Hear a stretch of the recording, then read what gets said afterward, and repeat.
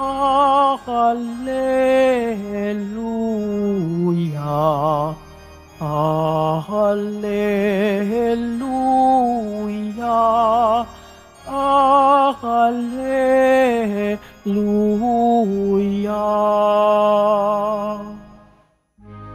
Kayong mabigat pang pasan ay kay Jesus maglapitan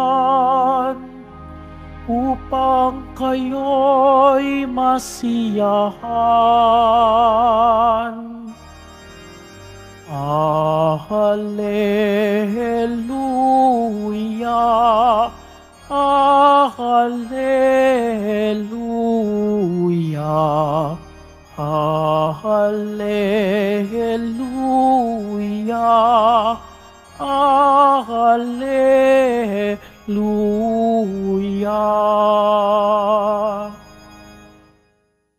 Sumainyo ang Panginoon. At sumaiyo rin. Ang mabuting balita ng Panginoon ayon kay San Mateo. Papuri sa iyo, Panginoon. Noong panahong iyon, sinabi ni Jesus, "Lumapit kayo sa akin, kayong lahat na napapagal at nabibigatan sa inyong pasanin, at kayo'y pagpapahingahin ko. Pasanin ninyo ang aking pamatok, at mag-aral kayo sa akin. Ako'y maamo at mababang loob, at makasusumpong kayo ng kapahingahan para sa inyong kaluluwa, sapagkat maginhawang dalhin ang aking pamatok at magaan ang pasaning ibibigay ko sa inyo." Ang mabuting balita ng Panginoon. Pinupuri ka namin, Panginoong Heso Kristo. Magsiupo mo ng lahat. Isang mabiyaya at mapagpalang umaga po sa ating lahat. Kaninang umaga, bago kami pumunta dito sa simbahan, kami ay naglalakad ng kaibigan kong pari at napag-usapan namin, sabi ko sa kanya, ako ay nakagawa ng 7 minutes na homily, no? Dahil kung napansin natin, ang Santo Papa ay nagbigay ng kanyang paalala na sana daw ilimit ng mga kaparian ang kanilang homily for 8 minutes. No? Kaya sabi ko sa kanya, alam mo, nagawa kong 7 minutes. Tapos sabi niya sa akin, 7 minutes, ako mas mababa pa dyan. No? So sabi ko ngayon sa kanya, o sige, kaya kong gawin ang homily ko in 1 second. Possible ba yon? Of course. Sabi kong ganun sa kanya, yung gospel natin ngayon, I can make it in 1 second. Pagtayo ko dito, pagkatapos magbasa, ituturo ko lang ang mahal na pong Nazareno in 1 second, homily na yan. Bakit? My dear brothers and sisters, kung mapapansin natin, yung ating ebanghelyo ngayon ay mismong ang imahe ng mahal na poong Nazareno. Sapagkat sa ating ebanghelyo, ipinakita ni Jesus ang kanyang malasakit at pagmamahal sa kanyang mga alagad. Ganon din sa ating lahat. Napakalinaw na sinasabi niya na lumapit kayo sa akin. Kaya tayong mga narito ngayon, malinaw na lumalapit tayo sa ating Panginoon. At lahat tayo na mayroong mga dinadala, may mga problema, may mga pasakit, o sabihin na lang natin may mga pasanin.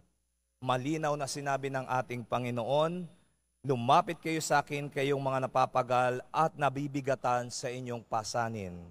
At kayo'y pagpapahingahin ko. Kaya kung makikita natin ang imahe ng mahal na pong Nazareno, dinadala niya ang ating mga problema. Tayong mga naniniwala, tayong mga sumasampalataya, tayong mga nagdideboto sa mahal na pong Nazareno, ipinagkakatiwala natin ang lahat ng ating mga problema, mga pasanin sa mahal na poong Nazareno. Kaya nga pag tinuro natin ang imahe, ito na mismo ang ating homilya. Ito na mismo ang ating refleksyon. Kung paano si Jesus nakahandang pasanin ang ating mga kasalanan, ganon din nakahanda rin siyang pasanin ang ating mga nabibigatang suliranin. That's why, my dear brothers and sisters, isang bagay lang ang kailangan natin para pasanin ng ating Panginoon ang mga nagpapahirap sa atin. Pagtitiwala. Magtiwala tayo sa Diyos, magtiwala tayo sa mahal na pong Nazareno na pagagaanin niya ang lahat ng ating mga dinadala. Kaya tayo narito ngayon, lalo na ang mga nagdidiboto sa mahal na pong Nazareno, kayo mismo ang buhay na saksi na kung paano ang mahal na pong Nazareno ay itinulungan tayong lahat. Pinagaang niya ang ating mga dalahin. Maaring pag tinuro ko ang bawat isa sa inyo dito, mayroon tayong iba't ibang karanasan na kung paano natin ipinagkatiwala ang ating buhay sa ating Panginoon, tayo mismo ang magiging saksi. Tayo mismo ang makapagsasabi na walang iba tayong magagawa kung wala si Jesus sa ating buhay. Malinaw na si Jesus ang siyang daan.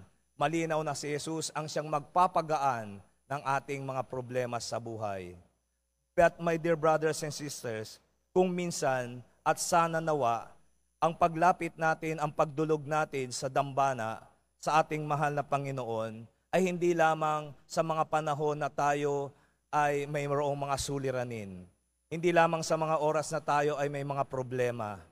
But rather sana pag pumupunta tayo sa ating Panginoon, puro pasasalamat. Pasalamat sapagkat tayo ay malakas pa.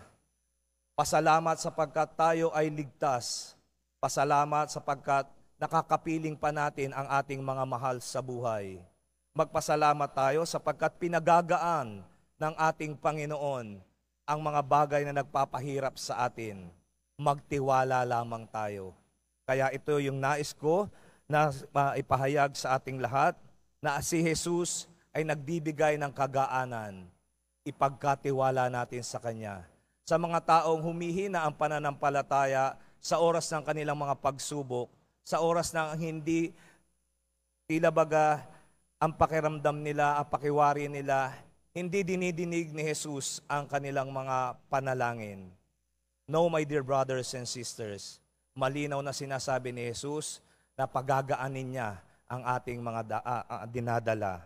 But of course, ang Diyos ay may mas magandang plano sa ating lahat na tinatawag nating God's perfect time, God's perfect plan. At ito yung panghawakan natin.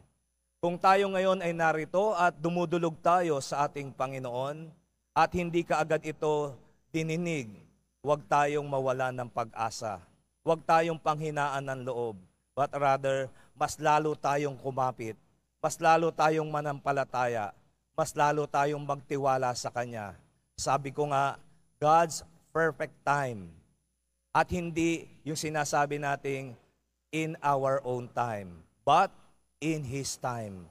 Ang Diyos ay may nakalaang mas magandang plano base sa Kanyang oras. Kaya huwag tayong panghinaan ng loob kung sa palagay natin, nakala natin ay pinababayaan na tayo ng Diyos. Ang mahal na poong Nazareno sa milyong-milyong deboto, no, na nananalig sa Kanya at nagtitiwala at marami na silang karanasan na inibigay at napatunayan, hindi sila bumibitaw sa kanilang pananampalataya. Ako po ay naglilingkod sa probinsya ng Batanes, no? At doon sa aking lugar, sa Sabtang, ay nagtayo rin ako ng samahan na kung tawagin nga ay Hijos Nazareno. Nagsimula kami sa iilang miyembro, pero ngayon dumarami na kami sapagkat sila mismo ay naka-encounter. Sila mismo ay nakasalamuha kung paano ang mahal na poong Nazareno ay tumutugon sa ating mga pangangailangan at pinagagaan ang ating mga dinadala sa buhay. Kaya kayo na narito ngayon, mapalad tayo sapagkat ipinagkakatiwala natin sa ating mahal na poong Nazareno ang lahat ng bagay, lalo na ang ating mga dinadala sa pang-araw-araw. Muli, magtiwala tayo sa Diyos at intayin natin ang tamang oras, ang tamang panahon na inilaan niya para sa atin. Amen.